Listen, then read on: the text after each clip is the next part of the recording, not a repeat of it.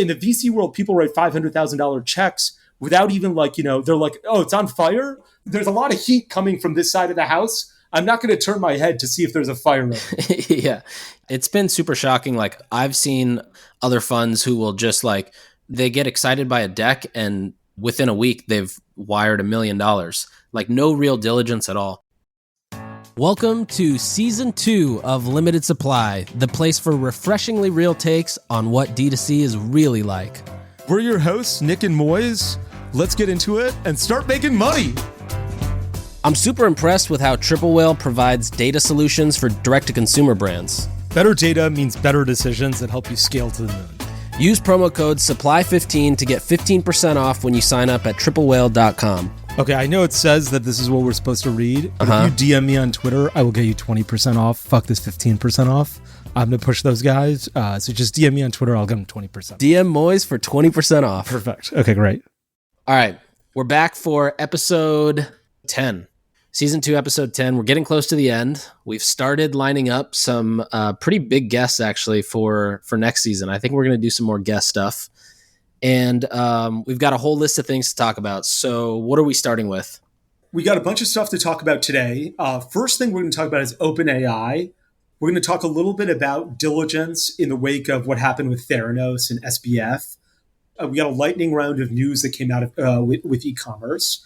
And then I'd love to talk a little bit about M&A and some other bigger things that are happening in the e-commerce community. And then some tactics that you presented to clients, Nik. Some real street tactics about how to improve businesses. But let's start with OpenAI. Have you looked at OpenAI at all? Have you played around with it? So I've used OpenAI for, probably a few months.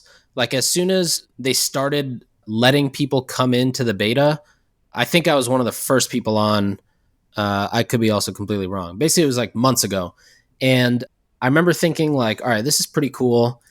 I didn't realize who was behind it. I thought it was just another startup. So I'm thinking okay, this is a cool product. I wonder what they're going to use it for. Maybe it'll be for writers. Cause you could type, write me an intro to this and it just writes it. Yeah. It's the end of the New York Times. For sure. The end.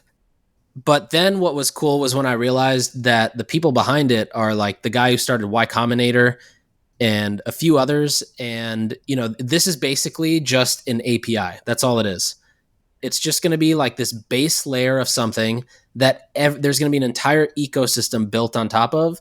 And that's kind of what got me excited about it, because now, this is OpenAI will be used in e-commerce companies. It'll be used in car dealerships. It'll be used by people who run factories. Literally everybody in the world is going to use this. And there's going to be this entire ecosystem of industries building a version of themselves on top of this product. So the guy who started it, Sam Altman, he was the president of Y Combinator. The guy who started Y Combinator is another guy named Paul Graham. But it's the most incredible software I've ever seen. I still don't even understand how it works.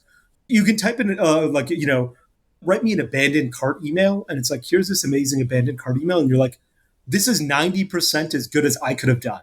It's not 100% there because it doesn't mention my product and the product attributes, but it's 90% of the way there. Write me a blog article so that I can create an email and send traffic to it. Write me an article about why native deodorant is a great smelling deodorant. And they're here you go. Here's an article about it. And it's a pretty good article. I just can't believe if you still ask me, how is this done? I'm my brother actually introduced me to it and he's watch me write this post. And it comes out with an article. And I was wow, this must be an article that was saved on the site earlier. And some guy just copied and pasted it on the back end really fast. Yeah. And then he just wrote 10 more things and 10 more articles appeared. And I was this is the greatest thing I've ever seen. It honestly looks like magic. I've never seen anything closer to magic than this. It's incredible. On the All In podcast, they talked about this concept of models as a service coming into this world of OpenAI, where different models can be built on top, like I was mentioning earlier. And there's going to be marketplaces to buy and sell models. Well, the OpenAI stuff I thought was amazing. And I was this is great. And the places that I thought it was really useful for e-commerce is abandoned cart emails, reactivation ad emails. Copy. Ad copy, copy all over your landing page even, FAQs, return policies. And at Native, we'd write blog articles where we'd be let us tell you about why we released this scent or a summer scent or something like that. This Right. thing automates it. Again, it's not 100% of the way there, but it is 90% of the way there. And, everything else until now has been 5% of the way there. So it's Yeah. orders of magnitude better. I thought it was incredible. Yeah, especially for like founders or people who are running like lean operations, getting something that's like 80% baked, 90% baked, and you just have to tweak it or add that little sparkle on it, it'll save you hours. It's really incredible stuff. I can't wait to see people start using it. And the best part is you will never know when people start using it. It's so natural. I saw on Twitter some guy wrote on the OpenAI. They're like, write me an email to an investor that's cocky about how he has to invest right now, and they're like, the round is going to be heavily oversubscribed, but we will save room for you. You have till this weekend to decide whether you want in or not. If you're lucky enough to get in, you're going to be on this special list, and you're going to be so lucky, and all of your LPs are going to be lucky. And I was like you can even just be like, be cocky, and it's like, okay, it's got an era of or of swag to it now. I don't know how they can do this. I still have no idea how they can do this. The guys who created this, until now, I've literally thought AI is complete bullshit except for the Facebook ad algorithm. No one else has done a good job of determining, there's all these e-commerce plugins that are like, we're going to use AI to help you increase AOV. We're going to know what this guy wants to order and how he should increase his basket size. So when it says you purchase this, you should also purchase these three things. We're going to use AI to determine that. And I'm like, this is all horse shit. The Facebook ad algorithm was genuine AI to understand what ads to serve to people. And that's been the only AI until now that's been meaningful until OpenAI. And I'm just astounded at how good it is. Basically, up until now, AI just means there's a bunch of people in India doing it, and you just have no idea. That's right. Yeah. Okay, let's shift gears. I'm really curious to see what happened in the next year about OpenAI, but let's shift gears and talk about Theranos for a hot second. Yeah. Sunny Balwani. Did you read the book Bad Blood? I did not. So Sunny Balwani was like the COO and boyfriend of Elizabeth Holmes. He was such a little some people admire him for this and some people hate him for this. But what he would do is he would look at your badge when you're leaving a building. You have to badge out to go outside and then badge back in to go inside. And he'd be like, "Why were you at lunch for an hour and 15 minutes? I looked at your badge. You were gone for an hour 15 minutes. What were you doing? You went to the bathroom for 20 minutes. What were you doing for 20 minutes in the bathroom? Why? Everyone else takes 2 minutes to go to the bathroom. Takes you 20 minutes. What the fuck were you doing? You didn't badge in on Sunday. Why didn't you badge in on Sunday? Why didn't you come in?" He was like, that level of on top of shit in his employees. He was like monitoring their badge activity to see how long did they go to the bathroom, how many breaks were they taking, how long was their lunch, did they come in on weekends? He got sentenced to more time in prison than Elizabeth Holmes. I don't know if that's right or wrong. Wow. But that just came out. I haven't followed the SBF thing. Have you been following it? Decently closely, like not reading much on it other than what's on Twitter, which I feel like has been kind of the place where it's all happening.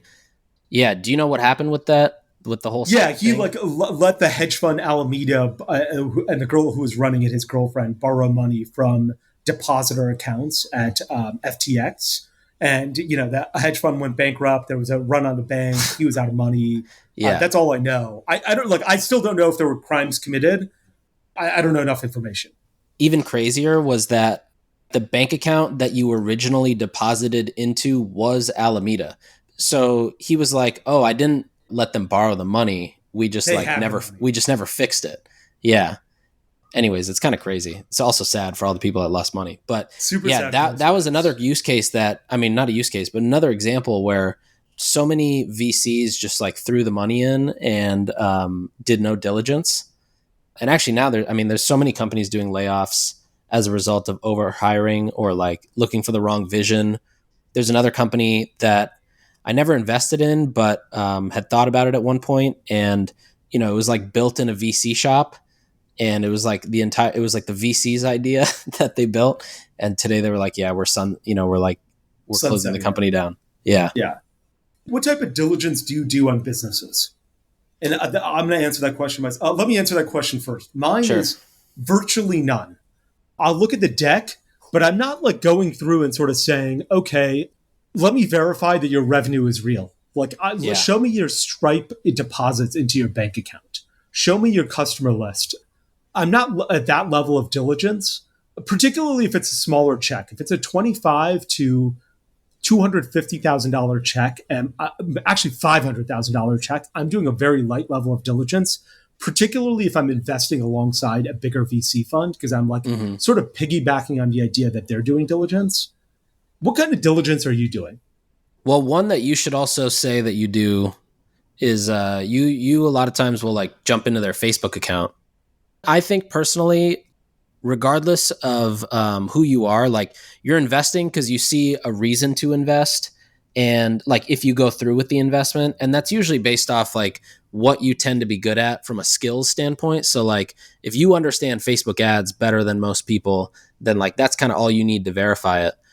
Yeah, not like a ton of diligence generally. So if it's like a software company, I'll talk about it with people who run brands and see if it's like something that they would subscribe to. But then one thing I learned on top of that was like, even if somebody says, you know, they want to use, let's say like some like NFT creation app with Shopify, right?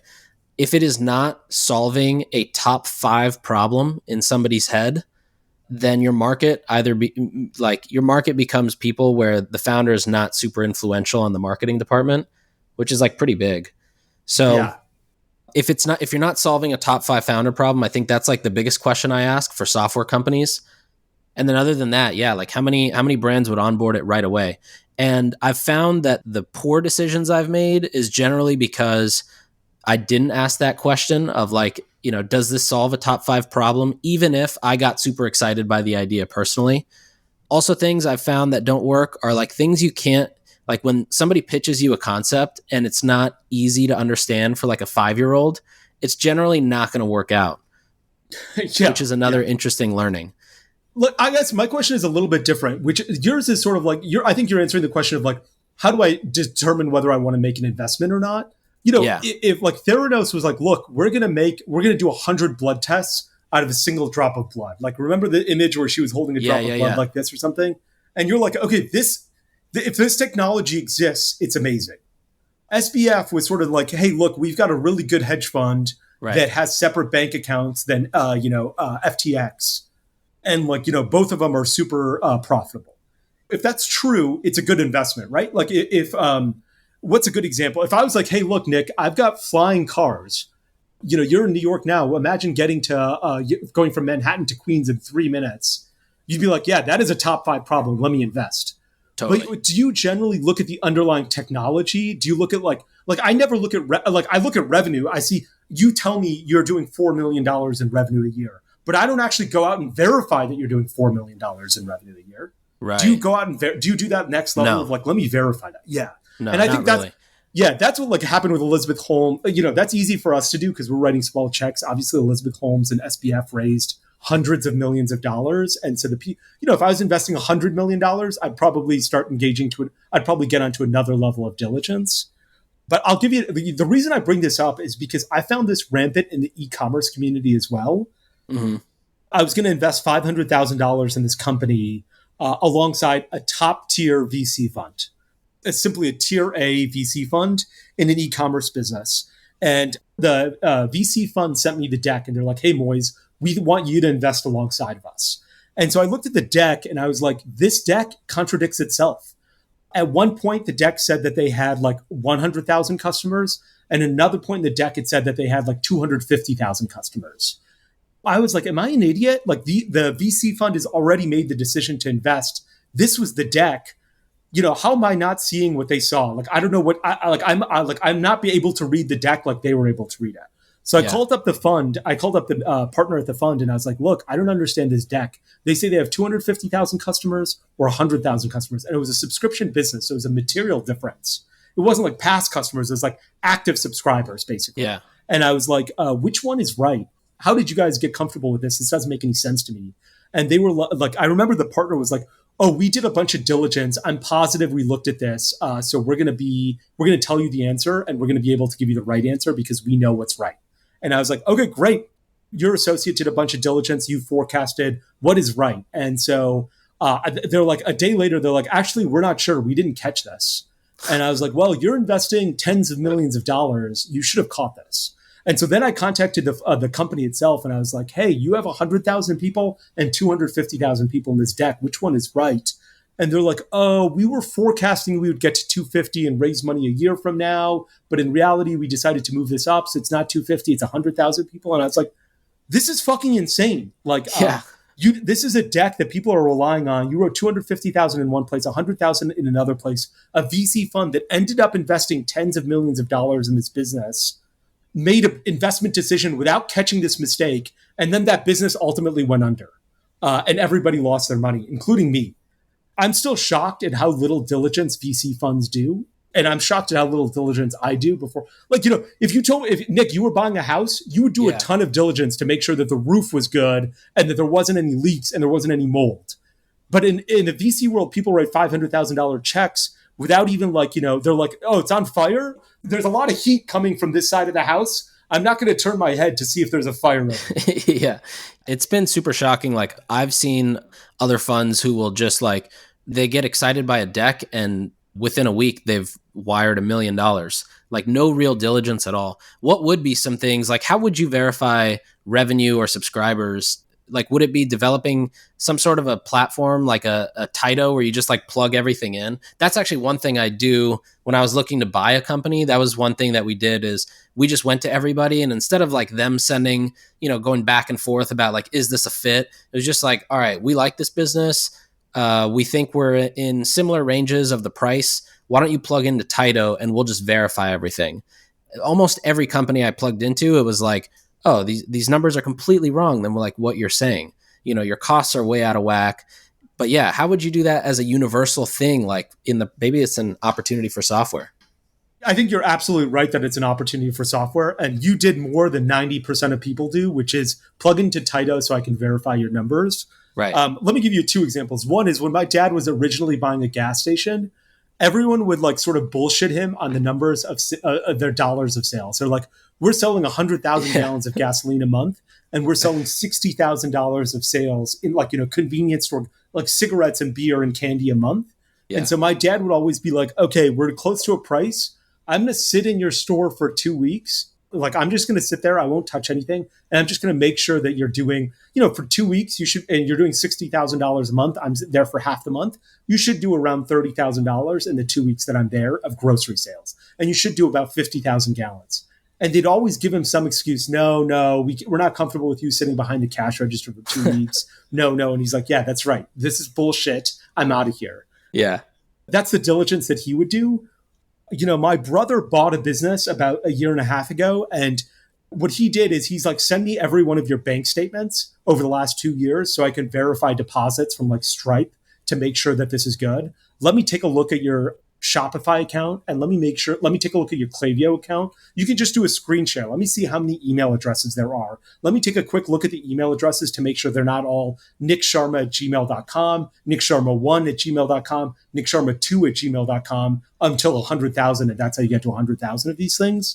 So there are some spot checks that you can do. There's another thing called quality of earnings. If you're buying a business, there's something called quality of earnings to make sure that the numbers that they've provided are of good quality.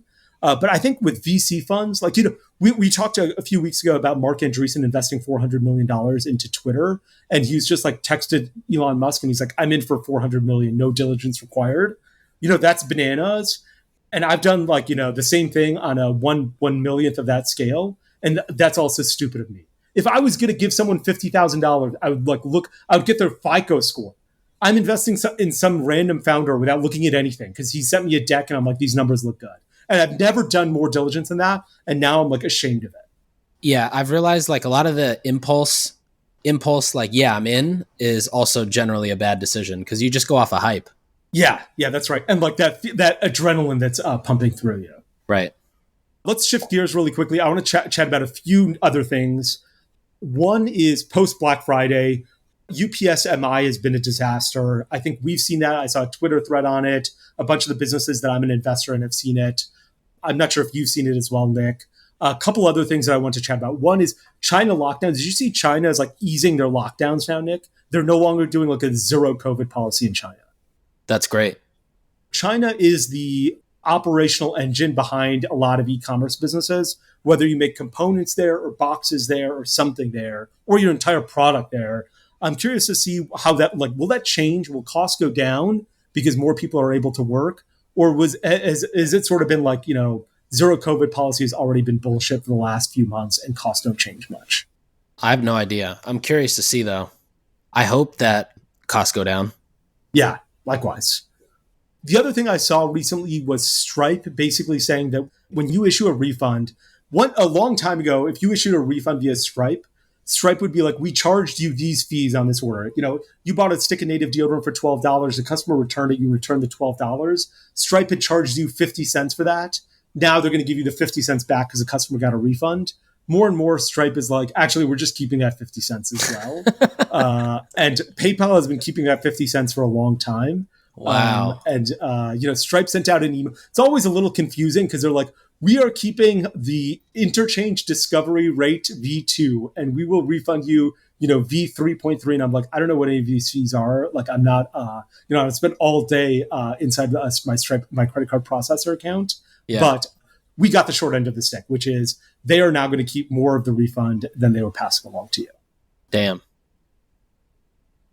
Let's go to the Hilma acquisition. Have you heard of Hilma?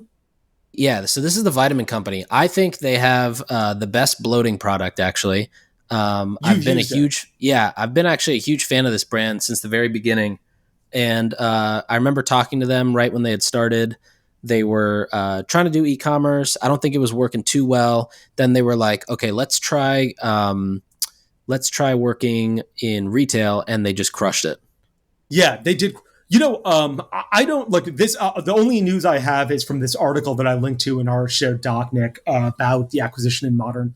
It was in modern retail. They said they grew sales 100% in 2022. They said only 25% of their sales were from retailers, which I don't think is right. I always thought it was a lot more. But this article says 25% was from retailers like Target. And then it said that they had raised $7 million, but they never wrote the price of the business. They were never like, it traded for X dollars. Yeah. I'm not sure. I know that they raised a solid amount of money, I think, too. 7 million, it says. This article says. Yeah. Oh, okay. Have you heard of another brand called Love Wellness? Yeah. Lauren Bosworth's company, or Low Bosworth. That's right. Yeah. They're also in the same sphere of like, multivitamins. They've got a bloat vitamin as well. I don't know when did this take off? When did this become such a huge, like multivitamins somehow, despite 50 years of multivitamins and innovation every 6 months, still new brands conquer the multivitamin space. Yeah. Goli, Ollie, Love Wellness, Hilma. How many multivitamins can there be? Yeah. Well, okay. So Love Wellness started like 7 or 8 years ago. And I'm not sure when it started to really take off. I know now they're like a mid 8-figure business, and they're in Target and Ulta, and they do a ton of e-commerce, a ton of subscription. But I think it's so like, Goli is another example of like a vitamin company that's absolutely blown up. And there's a few others like, Liquid IV is a good example of that as well. I feel like basically, the vitamins are, like everybody knows the formula of these vitamins. They're all out there and they're not like prescriptions. So there's nothing super proprietary in there. But I think it's a combination of like just adding that extra 20%. Like for example, the Ritual multivitamin, anytime you open, and Hilma does this too, but anytime you open a vitamin bottle, it smells like shit. Like you want to throw up. It's so bad. But with Hilma and Ritual, you can smell it and it's like, oh, this smells like Christmas, or this smells like winter. And so there's just like things that these brands do that just make it a better experience. And then like Ritual, for example, added this entire layer of convenience with the e-commerce portion, better storytelling. And if you look at like all the other vitamin companies, probably like 95% of them, they look shady, they're sketchy. If you go to Amazon and search like bloat vitamin or like vitamin C, you're going to find some of the sketchiest things. You don't really know where it's coming from. Yeah. And a few people along the way, like the Rituals and the Love Wellness and, Hilma, they were like, all right, there's like a clear target. There's like a clear target of these types of customers that we think we can attract. Like all these other companies, like you might have there's a supplement brand called Caged, which makes a really good pre-workout. And they also sell like other products, but I'm only going to get the pre-workout from them. And, if they sell vitamin D or whatever, I probably wouldn't get it from them because, I'm more of like a Hilma customer maybe. So I feel like it's a combination of like the extra oomph on like the original formulation plus the marketing angle, which is basically, I think it's like 90% of it in supplements. Okay, so you're sort of like, I trust Cage for pre-workout, but not my multivitamin. Yeah. For like no specific reason. I haven't even like researched into it, but I just trust Ritual more, because like their marketing matches up with me. They got me. Ritual does this great thing. Like, I've been following them for some time, and originally their product smelled like fish oil when you opened it up, and it was really gross. And they found this guy, this manufacturer, basically a multivitamin manufacturer, realized that like there was a huge problem with the scent of multivitamins. So he created these small tabs that have like the smell of like eucalyptus or lavender, and it almost looks like a pill, although it's not edible. But it's not one of those like gross packs that's full of powder. And so Ritual drops this little tab in, and so when you open it up, it smells like that's what it is. That's why it smells so good. It's not like the actual product itself smells that good. They add a scent to it to make it smell really good. Yeah, it's just that little innovation. Yeah, it just seems shocking to me where I'm like every time I think Ali I thought was genuine innovation. I was like, okay, we're coming out with gummies that instead of say vitamin D or vitamin C are geared towards problems. You have a problem with sleep? Great. You have a problem with digestion? Great. You have a problem with hair, skin, and nails? Great. Then, I was like, okay, that seems like real innovation. Let's talk about Goli. Let me start by saying I'm an investor in Goli and I'm an investor in Liquid IV. Liquid IV, I thought Brandon was amazing, and that's why I wrote that check. Goli was, killing it and, crushing the numbers. And that's why I wrote that check. And there was genuine innovation there. Like apple cider vinegar, they're like, we're going to be the first to make an apple cider vinegar gummy that tastes good and that is made of pectin and not gelatin. And I thought that was real innovation and people cared because it's a vegan gummy. But the Rituals and Hilmas and Love Wellnesses of the world, I may not be the target market, but I'm constantly like, wow, people can innovate in this market from a brand perspective, from a scent perspective, like you were talking about, and win. I think in Tim Ferriss's 4-Hour Work Week, he's like, I have a supplement brand. Since the dawn of the internet, people have been like, we're going to make money in supplements, and that is still not going away, and that blows my mind. Yeah. Supplements and personal care. So much margin in there.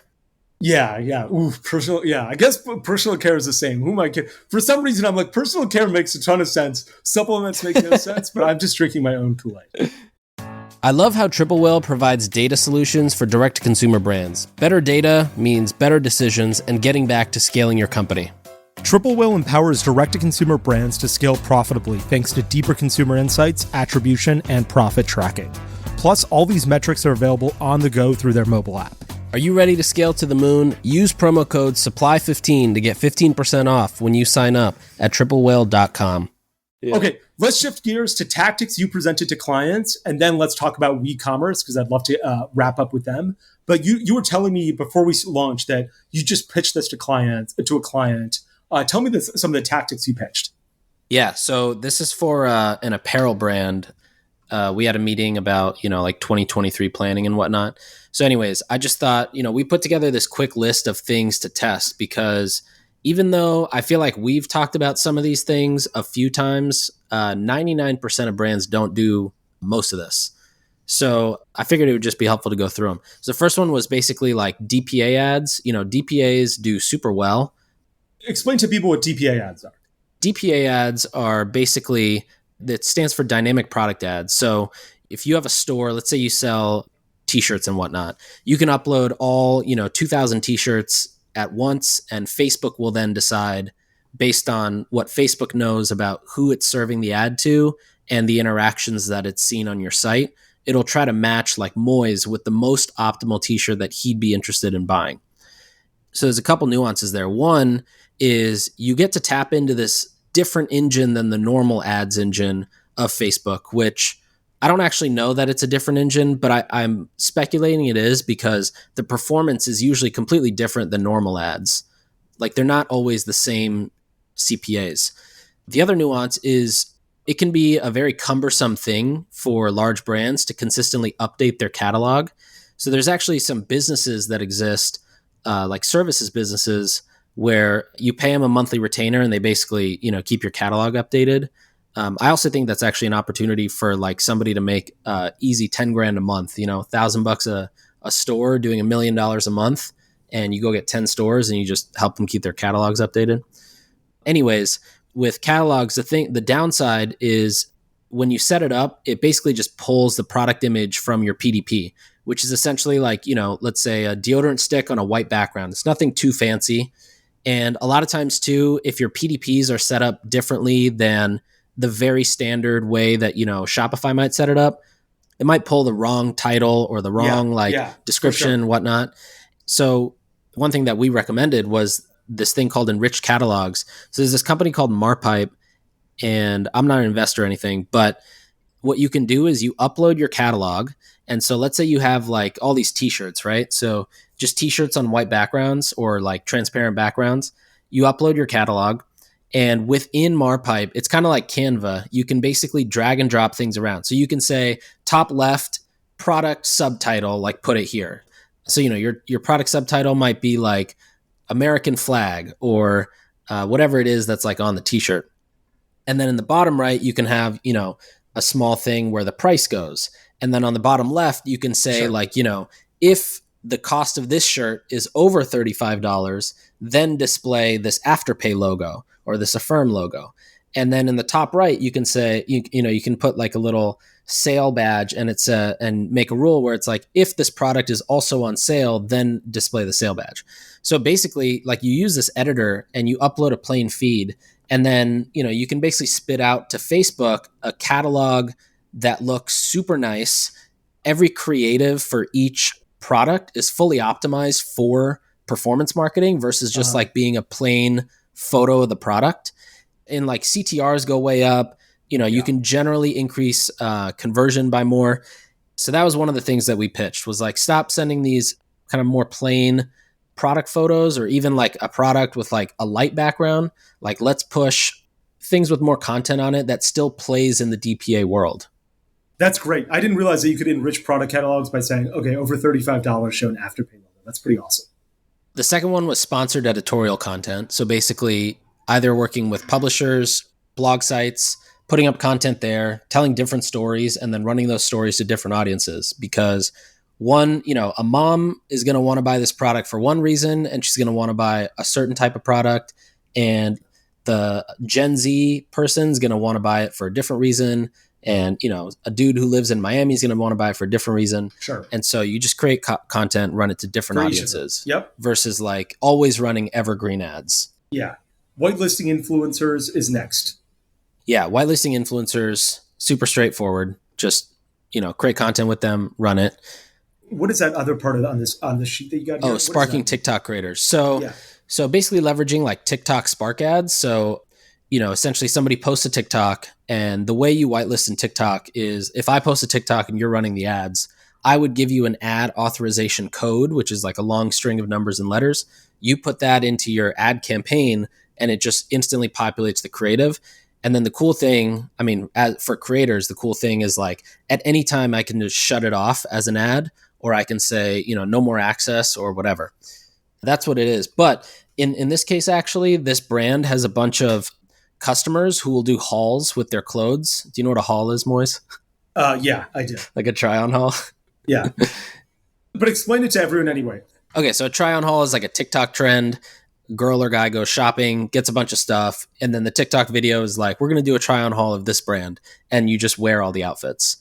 So anyways, this brand has a bunch of customers who've already done this. And I was like, why don't we just go to these customers and be like, yo, you want $1,000? We're just going to turn your thing into an ad. So that was the other idea next to whitelisting influencers from the beginning. So the next one is Polygon audiences. So there's that truck side company we always talk about, Agile. Yeah. They have this new platform called Polygon. I can literally be like, all right, I want a custom audience of everybody who's visited all the national Target stores twice, at least 2 times per month. Put that into an audience and send it to me, and let me put it in Facebook and then build a lookalike off of that. So that's a cool one for like in-store targeting, awesome. Or if you're pushing product in store. Have you used that guy's Agile's ads at all before? Have you used his data? Yeah. Okay. Yeah, It's legit. it's good stuff. Yeah. Okay. The other one is credit card offers. So this is one that actually nobody really talks about. I mean, I feel like people don't talk about affiliate too much, but the next two are affiliate. So this one's credit card offers. There's two companies that do this, and I forget the name of the second one. You might remember, but one is called Cardlytics, and I think this is the one that links with Chase Bank. But you can basically just put like, hey, your Sapphire Reserve, whatever your best card is, give them like 20% off, and all your other credit card people can go in and add an offer to their card to get 10% off. Oh, that's how you do it. Okay. Yeah. And then there's a second company that does it for American Express. I just forget the name of it, but Okay. Yeah. Whenever I see it on American Express, like I log into my American Express, they're like, add a $10 off code for Bespoke Post. And I'm like, how is right. Bespoke Post working with American Express? Like, this seems awesome. Yeah. So yeah, it's through these affiliate platforms. The thing you have to watch out for, you're basically paying for the discount and you're paying the affiliate fee. And, depending on like, you're fighting against like some of the biggest direct response advertisers in the world. So you have to give up a good amount. And then the last one is there's this network called Reward Style. Have you heard of these guys? Yeah. We used them in native. It's a 2-part platform, which I thought was genius. This like woman who is a blogger, her name's Amber. She started this company years ago, I think maybe when she was in college. And she would blog, and then, she was like, I'm posting outfits on Instagram, and it's not easy to shop them. So she created an app called Like to Know It, where either it would go to like a web page or it was a mobile app. And, she could post a picture with her outfit, and then immediately, she could say, this top is from Nordstrom, and these pants are from Aritzia. And then she could link them right there, and then she gets the commission because it goes through her link. Yeah. So she basically built up this like massive database of like fashion creators. I think it's mostly fashion or lifestyle. And then the other side is the advertiser side, where, they bring advertisers in, and they have like a very, like, you have to apply to be an advertiser with them. And, some of their advertisers are like Kate Spade or an Everlane or things like that. Yeah. Like big brands. It is like probably the one affiliate network you can always rely on to like move revenue for you. Okay. Yeah, for sure. I couldn't agree more. Like, I thought Reward Style was legit. Like, everyone else, like I used ShareASale as well. And ShareASale was like, guess what? Some guy named Mohammed from Pakistan would like to become an affiliate for native. And you know what he's going to do? He has his own blog. He promises that he will never post a coupon code and run Google ads. Or run Google ads. Yeah. Until you give him access. And the first thing he does is run Google ads and steals your market share from there. So I couldn't agree more. Like, Reward Style was legit, and ShareASale, everyone who applied through ShareASale was complete bullshit. Another affiliate scammer is Honey. Yeah. We paid Honey 0.5% of revenue for every sale where like someone tried to apply a Honey code. Honey was like, we will not apply any codes as long as you give us, maybe it was 1% of revenue from those transactions. They're owned by PayPal, and like everything that PayPal does, it's pure evil. I would imagine the PayPal CEO dresses up as Darth Vader every day, except for Halloween, where he dresses up as like, Luke Skywalker, because he's like, look, today is a joke. The Darth Vader music should play as soon as he walks into PayPal headquarters, because it is an evil organization. They just unblocked the long weekend PayPal account yesterday. Okay, so you got to be careful about what you say. Yeah. So I love PayPal. You love PayPal. Okay, gotcha. Yeah. Okay, let's shift gears and talk about WeCommerce. You know WeCommerce? Like, the guys who run it? It's Andrew Wilkinson, right? He started it? Yeah, that's right. Yeah. I was looking into it recently because my brother and I were talking about it. And let me first start by saying I know Andrew, but I don't have any non-public information. All the information I have is WeCommerce is a publicly traded company, so they have to release all of their earnings every quarter, like every publicly traded company. They're traded in Canada, so the numbers that I got were Canadian dollars and not US dollars. But otherwise, I think that like all this information is public, and I pulled this when I was looking into them, and I just wanted to discuss it with you because I thought it was really interesting. Yeah. So WeCommerce has 3 segments. They own some like Shopify apps, like Stamped. Do you know Stamped? Yeah. And a few others. They own some themes for Shopify where they basically buy and sell. Like, they bought themes in the past and sell them. And then they have a dev agency as well. So those are the 3 business segments that they've got. Shopify apps, Shopify themes, and a Shopify agency, basically. What's crazy is how much, I'm like, we've sort of gone over how valuations when it comes to e-commerce have been hurt, generally for brands, right? Like Allbirds is down, Grove Collaborative is down, Warby Parker is not doing well. Like, from a publicly, at least from a stock market price valuation. The businesses could be different, but at least from a public market valuation. And generally, we've thought SaaS has been a little bit more immune to this.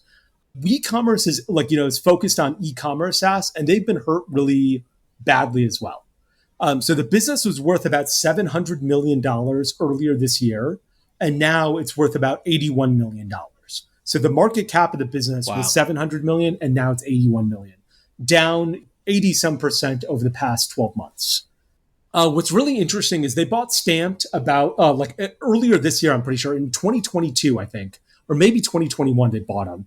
And they bought them for up to $120 million sales price or something to that effect. There was a bit of an earnout, but at close, the Stamped.com guys got $75 million in cash and $10 million in WeCommerce stock. Wow. So that's $75 million in cash. Yeah, exactly. Is basically the entire value of WeCommerce at this point. Like they paid $75 million in cash, and I think it was US dollars. I'm not positive, but the entire business is worth $81 million at this point. They should just go back and buy WeCommerce. Yeah, that's not a crazy idea.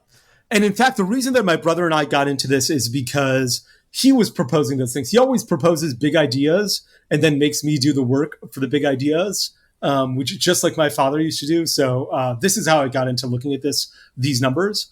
So in 2021, WeCommerce did $38 million in revenue. Let's call it $40 million in revenue in 2021. Yeah. By the end of September 2022, they'd done $35 million in revenue. So almost as much as they did the entire previous year. And the apps business had done $23 million. So let's say the apps business will probably do about $30 million this year in total, which is, a lot of money. Like the Shopify apps doing $30 million in revenue. I used to think that SaaS businesses traded for 10x revenue or 20x if they were growing really quickly. This business has, let's say, a $30 million ARR on apps, and it's trading for $81 million, which means it's not even 3x apps revenue. Like, their ARR for apps that they've got, Shopify apps that they've got. That's strange. Yeah, it seems really low. Stamped did $5.5 million in revenue in Q3 2022, which I think is a lot of money. Like, that implies that every year it's doing $20 million. Yeah. More than $20 million. So I dug into a little bit more about this. So in 2021, the company spent $17 million on headcount, which was about half their revenue. Wow. So they did $38 million and spent $17 million on headcount, like just employees and stock options. Yeah. And the other real reason the valuation is so low is they have $57 million in debt and up to $20 million in earnouts to some of their sellers. Okay, well that makes sense to balance it out. Yeah. Like if you balance the debt with the valuation or the revenue. Yeah, even then, like if you added the debt, so let's say you wanted to buy this business and it didn't have any debt on it. You'd have to give them $81 million plus you'd have to give the lenders $57 million. You're still at less than 100. And let's say you paid out all the earnouts, and the earnout number is a year old, so it might be different. You could have the entire business free and clear of all debt for $150 million.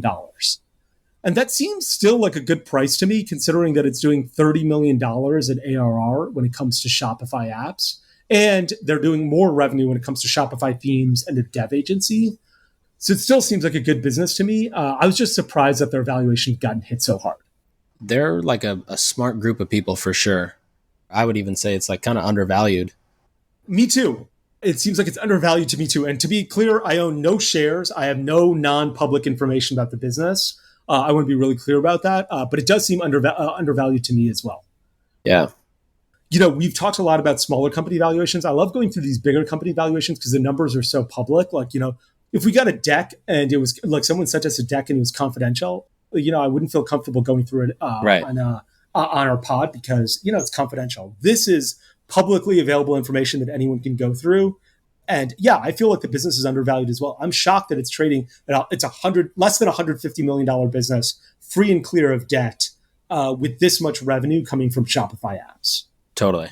I guess the only question is, do you think what happens to Stamp.com? We're investors in Okendo, but I don't know if Stamp.com does well or does poorly over the next 10 years. Like, there seem to be so many review companies popping up. So I don't know what happens over the next decade when it comes to, Stamp.com.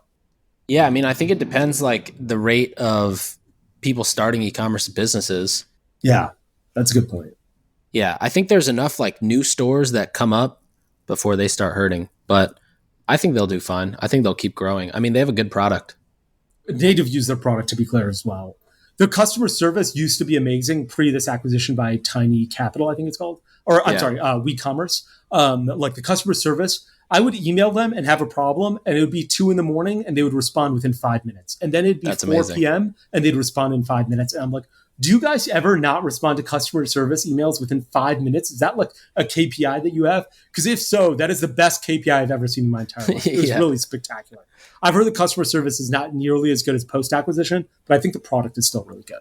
Yeah, agreed. Okay.